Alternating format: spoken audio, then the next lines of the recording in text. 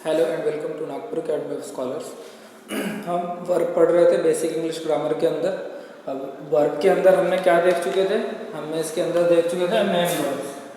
आपको अच्छे से याद रखना है, मेन वर्ब्स हमारे लिए बहुत इंपॉर्टेंट है। आपने पढ़ भी लिया होगा इसके बारे में। तो मेन वर्ब्स के बारे में हमने क्या क्या देखा था कि इसके अंदर दो टाइप के होते हैं मेन वर्ब। एक क्या होता है फाइनाइट और दूसरे कौन से होते हैं नॉन फाइनाइट।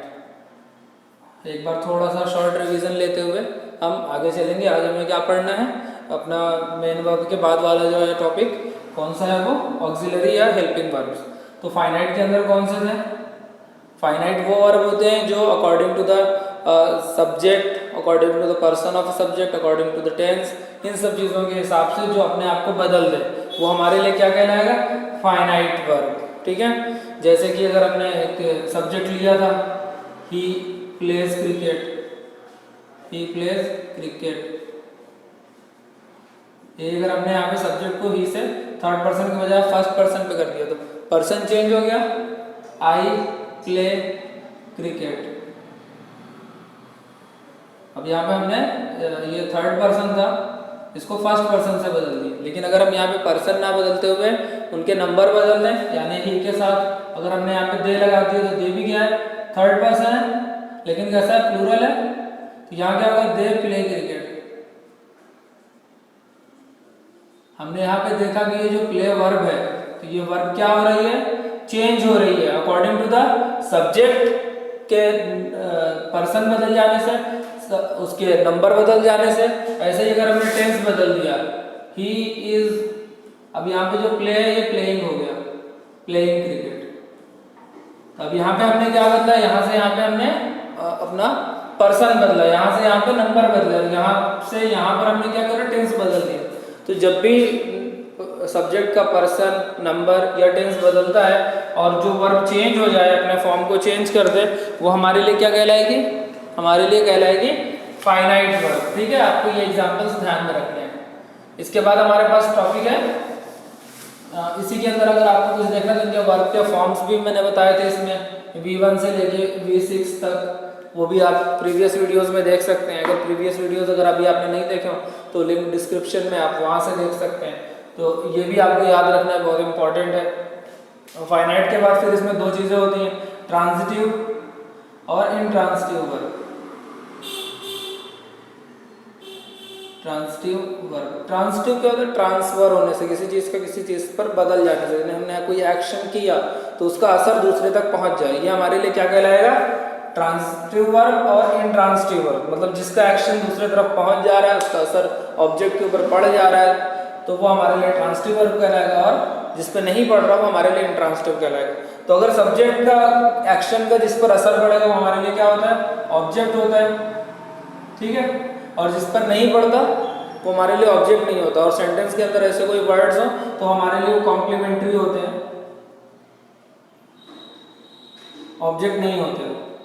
ऐसे ही आपको यहाँ पे ये पहचानना रहता है कि कौन सा वर्ब ट्रांजिटिव है या इनट्रांजिटिव है। तो ये सिर्फ आप कभी वर्ब पर डिपेंड होकर नहीं कर सकते, क्योंकि मैंने एग्जांपल्स में आपको दिए थे प्रीवियस वीडियोस में। आप देख लें कि ट्रांजिटिव वर्ब और इनट्रांजिटिव वर्ब में सिर्फ यही एक डिफरेंस अपन कह सकते हैं कि अगर उस सेंटेंस के अंदर ऑब्जेक्ट नहीं है तो वो हमारे लिए इंट्रांजिटिव वर्ब है, और उसके अंदर अगर ऑब्जेक्ट है तो हमारे लिए ट्रांजिटिव वर्ब है। आपको ऑब्जेक्ट पहचानना आना चाहिए, वो जरूरी होता है। इसके बाद बात आती थी नॉन फाइनाइट वर्ब के बारे में। हमने पढ़ा है नॉन फाइनाइट वर्ब कौन से होते हैं? जो according to the tense, person और नंबर ऑफ अ सब्जेक्ट के नहीं बदलते। तो ऐसे हमारे पास तीन थे। इन्फिनेटिव था, इन्फिनेटिव के बाद जिरंड था, और उसके बाद क्या था? एक पार्टिसिपल था। तो इनके और फर्दर टाइप हैं, हम इसके डिस्क्रिप्शन में नहीं जाएंगे, इनके डिटेल्स में नहीं जाएंगे।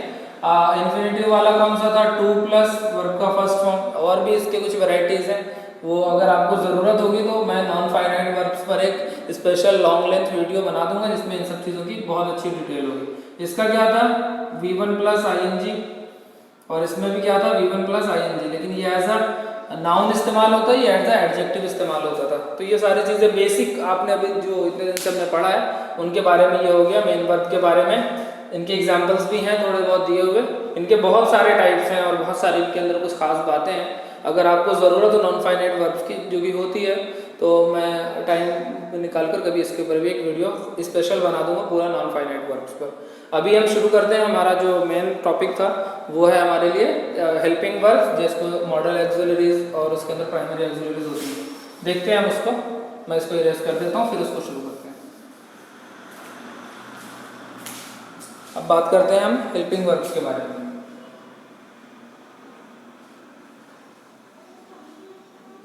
हेल्पिंग या ऑक्सिलरी वर्ब्स।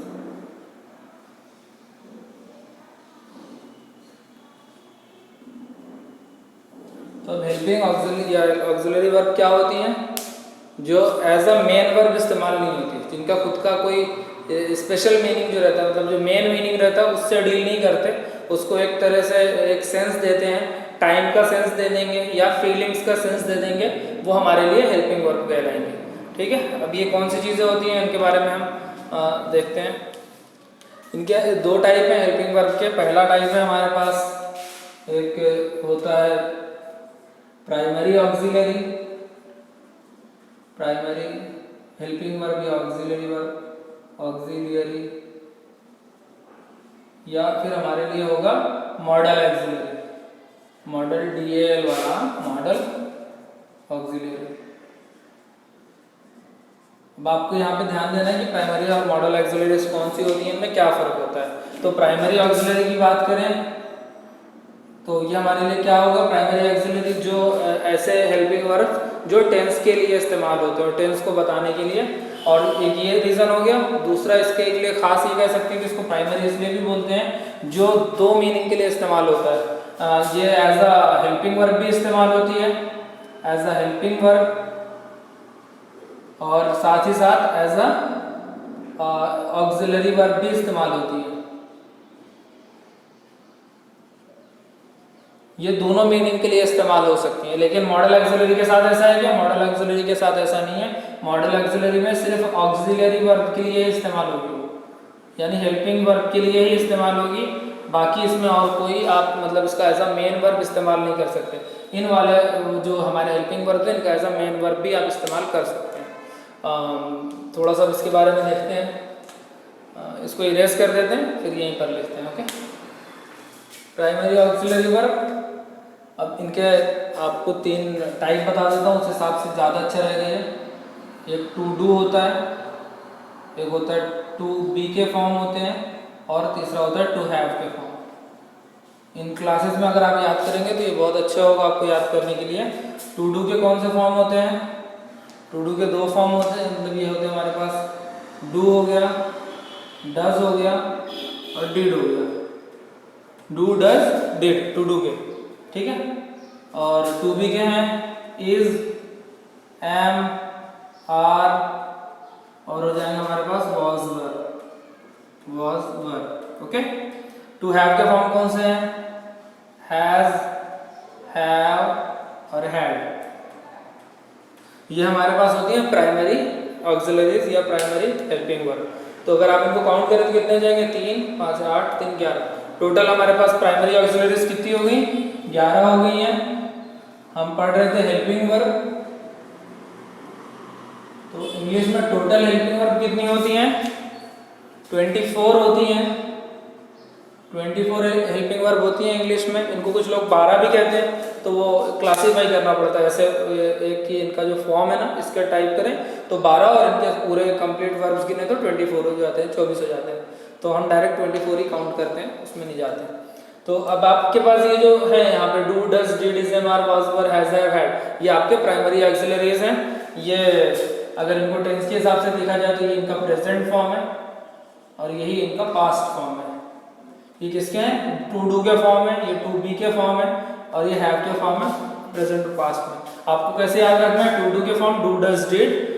टू बी के कौन सा फॉर्म है? Is, am, are, was, were. Have के कौन से हैं? टू हैव के हैज, हैव, हैड। ये हमारे लिए प्राइमरी ऑक्सिलरीज है। ये दोनों मीनिंग के लिए इस्तेमाल होती हैं। आपको ये ख्याल रखना है कि एज अ मेन वर्ब भी इस्तेमाल होंगी और एज अ हेल्पिंग वर्ब भी इस्तेमाल होंगे। मैं इनके बारे में थोड़ा बेसिक आइडिया आपको डिटेल में अगर कुछ दे दूँ तो वो आपको दे देता हूँ मैं। जैसे कि इनका इस्तेमाल होता है आई डू वर्क, मैं काम करता हूँ। ये कैसा हुआ? एज अ मेन वर्ब हुआ यहाँ पे इस्तेमाल। कैसा हुआ? एज अ, ये मेन वर्ब इस्तेमाल हुआ है, मेन वर्ब है। यही अगर मैं इसका एज अ हेल्पिंग वर्ब इस्तेमाल करूँ, I do not like you, तो यहाँ पर जो हमने डू इस्तेमाल किया है ये कैसा है? एज अ हेल्पिंग वर्ब इस्तेमाल हुआ है। ठीक है, ये आपको यहाँ पे मतलब यही सेम वर्ड है डू का, लेकिन एज अ मेन वर्ब और एज अ हेल्पिंग वर्ब भी इस्तेमाल हो रहा है। तो यही हमारे लिए है इसके अंदर की प्राइमरी एक्सिलरीज कैसे इस्तेमाल हो सकती है, as a main verb, as a helping verb. इसमें से कोई ले लें, he is a good student. ठीक है, और एक एग्जांपल ले लें, ही इज ईटिंग एप्पल। यहाँ पर अगर आप इसको देख रहे हैं तो यहाँ पर जो इज है एज अ मेन वर्ब इस्तेमाल हुई है। कैसे? मेन वर्ब में इस्तेमाल हुई है। और यहाँ पर अगर आप इसको देख रहे हैं तो ये कैसे इस्तेमाल हुई है? एज अ हेल्पिंग वर्ब इस्तेमाल हुई है। ये अब आपको समझना है। वैसे हम इसके बाद टेंस पढ़ेंगे तो उसके अंदर सारी डिटेल आ जाएगी। हैज हैव का भी ऐसे होता है। इसका भी आप बोलो तो मैं एग्जांपल लिख देता हूँ, आप अच्छे से लिख लीजिए इनको, मैं ऐसे ही समझाने के लिए लिख दे रहा हूँ। शी हैज अ पेन, उसके पास पेन है, तो ये हमारे लिए एक एग्जांपल हो गया। तो और उसके बाद दूसरा लेते हैं, शी हैज किल्ड बॉय। तो यहाँ पर आप देख रहे हैं कि ये जो हमारे पास हैज है दोनों, ये दोनों हैज अपने अपने अलग अलग काम कर रहे हैं। आप इसमें खुद पहचान सकते हैं कि कौन सा मेन वर्ब है और कौन सा हेल्पिंग वर्ब है, बताने की जरूरत नहीं है। एक चीज़ आपको ध्यान रखनी है, हेल्पिंग वर्ब कब होगा और मेन वर्ब कब होगा। तो हेल्पिंग वर्ब कभी भी अकेले सेंटेंस में नहीं हो सकती। मेन वर्ब अकेले हो सकती है, हेल्पिंग वर्ब कभी भी अकेले नहीं हो सकती। जहाँ पर भी एज अ हेल्पिंग वर्ब इस्तेमाल होगा उसके साथ मेन वर्ब जरूर होगा। यहाँ पर एज अ हेल्पिंग वर्ब इस्तेमाल हुआ है तो यहाँ पे एक मेन वर्ब का इस्तेमाल हुआ ही है। ये हमारे लिए क्या है? एक मेन वर्ब होगा। ठीक है ना, एक बात आपको क्लियर रखना है बिल्कुल कि ये कभी भी एज अ हेल्पिंग वर्ब सिर्फ सेंटेंस में नहीं रह सकती, मेन वर्ब होना चाहिए। यहाँ पे एज अ हेल्पिंग वर्ब इस्तेमाल हुई है, यहाँ पे ईटिंग मेन वर्ब है, यहाँ पे एज अ हेल्पिंग वर्ब इस्तेमाल हुआ है, किल्ड मेन वर्ब है। तो आप इस चीज़ से पूरी तरीके से क्लियर रहें कि हेल्पिंग वर्ब कभी भी अकेले नहीं आती। अगर वो अकेले आ रही है, जो कि हमारे प्राइमरी ऑक्सिलरी वर्ब में आ रही है, अगर उनमें का कोई वर्ड आ रहा है तो वो एज अ मेन वर्ब आ रहा है, ना कि एज अ हेल्पिंग वर्ब आ रहा है। Clear about this? Okay, now we will talk about next type, that is after primary auxiliary, that is our modal auxiliaries verbs. Okay, write it down और इसको आप अच्छे से कर लीजिएगा, एग्जांपल्स वगैरह प्रॉपरली नोट डाउन कर लीजिएगा। अब हम देखते हैं model auxiliaries verb.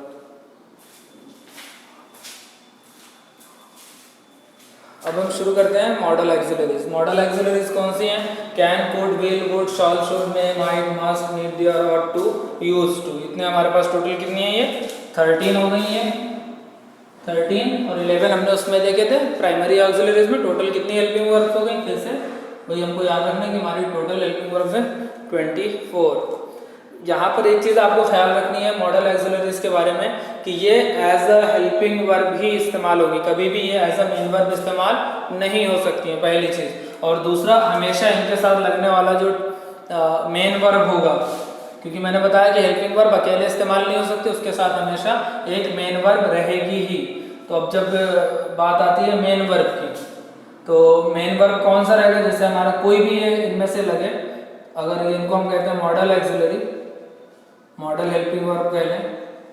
Model helping verb के साथ हमेशा आपको कौन सा फॉर्म लगना है? वर्ब का फर्स्ट फॉर्म ही लगना है। जब तक सिर्फ ये वाले वर्ड्स हो, इन्हीं के साथ बी या बीन वगैरह वर्ड लग जाएंगे, could have been, should have been, ऐसे करके वर्ड्स लग जाएंगे, तो यहाँ पर उनके वर्ब्स के जो हैं वो फॉर्म को चेंज हो सकते हैं, कुड हैव के साथ चेंज हो सकते हैं।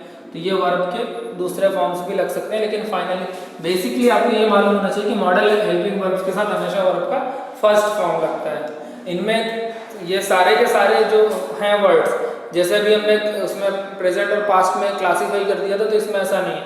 इनमें के जो वर्ड्स हैं वो as a present, as a past और एज अ फ्यूचर इस्तेमाल किए जा सकते हैं।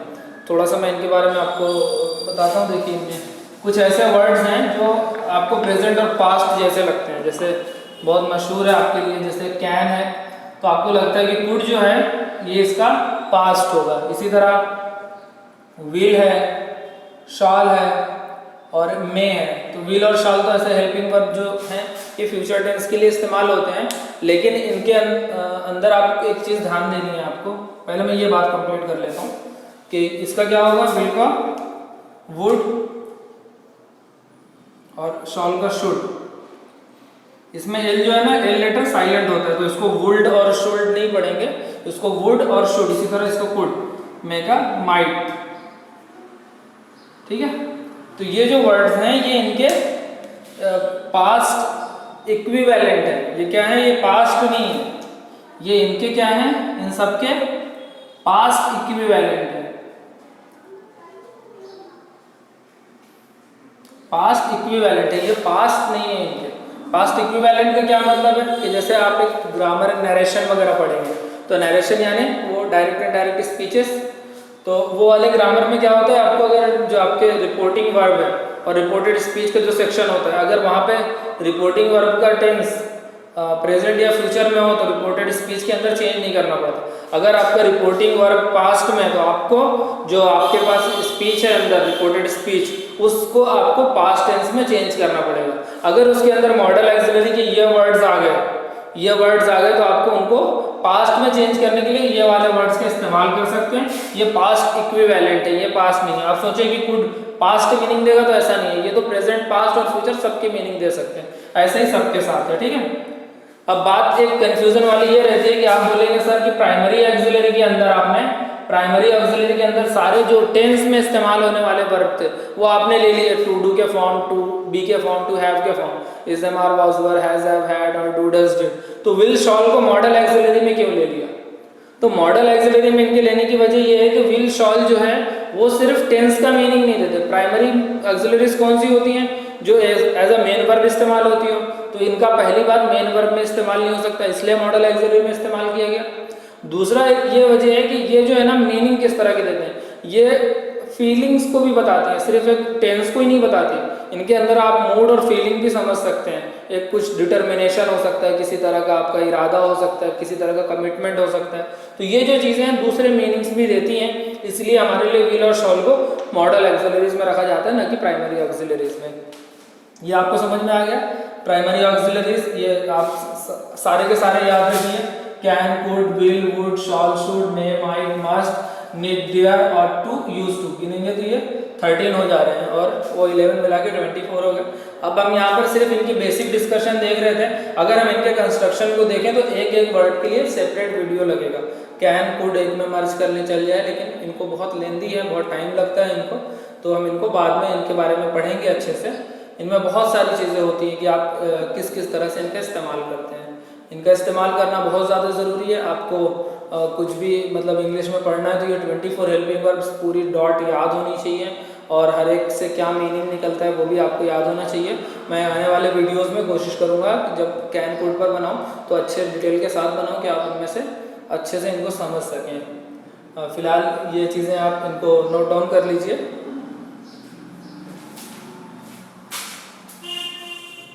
अब हमारी मॉडल एक्सिलरीज के अंदर ये जो एक्सप्लेनेशन है, इसके बाद एक चीज़ और रह जाती है कि आपके इनमें कुछ खास वर्ड्स ये हैं जो ऐसा एक नीड है, एक डेयर है और एक विल है। तो ये तो एक ऐसे वर्ड्स हैं, ये एज अ मेन वर्ब भी इस्तेमाल हो सकते हैं। जैसे एज अ मेन वर्ब भी इस्तेमाल हो सकते हैं। आप इनको जानती हैं, need, I need this book, I need that pen, how dare you. तो ये एज अ, इसमें तो हेल्पिंग वर्ब आ गया। जो यहाँ पर आप जैसे मेन वर्ब में इस्तेमाल करेंगे विल, नीड और डेयर का, विलिंग का भी जानते हैं, I am willing to kill you, ऐसे करके जो होते हैं ना, ये सारे के सारे ऐसा मेन वर्ब इस्तेमाल होते हैं। तो ये जो 3 वर्ड्स हैं मॉडल एक्सिलरीज के अंदर रखे तो जाते हैं, लेकिन ये हमारे मेन वर्ब के लिए भी इस्तेमाल हो जाते हैं। तो ये सब हम अभी अपना वर्ब्स के अंदर पढ़ रहे थे। हमारा मेन क्या टॉपिक चल रहा था? वर्ब। वर्ब के अंदर हमने सारी डिटेल पढ़ते हुए हेल्पिंग वर्ब्स वगैरह को पढ़ लिया। हम इन पर मॉडल एक्सिलरीज के ऊपर नहीं पढ़ रहे थे, वर्ब के अंदर इनको ब्रीफ डिस्कशन के अंदर कंप्लीट करना था, तो हमने इसको ब्रीफली कंप्लीट कर लिया है। कुछ एग्जांपल्स अगर आप चाहते हैं तो मैं इनके यहाँ पर लिख दे रहा हूँ, जैसे कैन वगैरह के हैं, I can do this work, ठीक है ना। इसका क्या मतलब हुआ, मैं ये काम कर सकता हूँ, ये अपनी कैपेबिलिटी बताता है। I could win the race, win the race, मैं रेस जीत सकता था, मतलब ये पास्ट एबिलिटी को बताता है। इसी तरह विल, वुड, शुड सबके इस्तेमाल हो जाते हैं आपको। इनमें इनके बारे में हम डिटेल में अच्छे से जब पढ़ेंगे ना तो बहुत सारी चीज़ें इनके अंदर रहती हैं। कुछ इसमें अगर आप देखें तो इसमें कैसा होता है, जैसे सकता हूँ आखिरी में आता है, सकता हूँ, ऐसे वर्ड्स आ जाते हैं। ऐसे तरह कुड में सका वगैरह का वर्ड आ जाता है कि मैं जीत सकता था, या सकता था भी आ सकता है यहाँ पे, और सका मैं नहीं कर सका, I could not do that, मैं वो नहीं कर सका, या सकता था, ऐसे करके बन जाते हैं। इनका तो टेंस में भी इस्तेमाल होता है, और ये विल और शॉल का कैसा होता है, टेंस में भी इस्तेमाल होता है, फ्यूचर टेंस के अंदर, और ऐसे में और मॉडल ऑक्सिलरी के अंदर फीलिंग्स वगैरह बताने के लिए कुछ इस्तेमाल होता है। और शुड और would, may, might, must, need, dare, ought to, used to, इन सब का परफेक्ट यूज है। तो इनके हम सबके एग्जांपल यहाँ कवर करेंगे तो बहुत लेंथी हो जाएगा वीडियो, और सबका एक्सप्लेनेशन भी है, बिना एक्सप्लेनेशन के एग्जांपल देकर भी मतलब नहीं है। एग्जाम्पल के लिए आप कुछ भी करना, अगर अभी आपको एग्जाम्पल ही ऐसे लिखना होगा, आप किसी भी बस सब्जेक्ट उठाइए, एक मेन वर्ब लगाइए और ये वाले वर्ड्स लगा दीजिए। मैंने पहले ही आपको एक रूल बता दिया है कि हमारे पास जो भी मॉडल ऑक्सिलरी हो, मॉडल ऑक्सिलरी के साथ क्या रूल है कि मॉडल ऑक्सिलरी के साथ वर्ब का फर्स्ट फॉर्म लगा देना है। बस आप इस तरह से कर दीजिए, सारे इंग्लिश फॉर्मेशन के हिसाब से करेक्ट होंगे, और उनके मीनिंग क्या होती है वो एक डिटेल बातें हैं, तो हम उनके मीनिंग्स के बारे में आगे वीडियो में डिस्कस करेंगे। फिलहाल आप यहीं पर हम इस वीडियो को कंप्लीट करते हैं। So thank you very much, keep watching, keep learning, okay, thank you very much.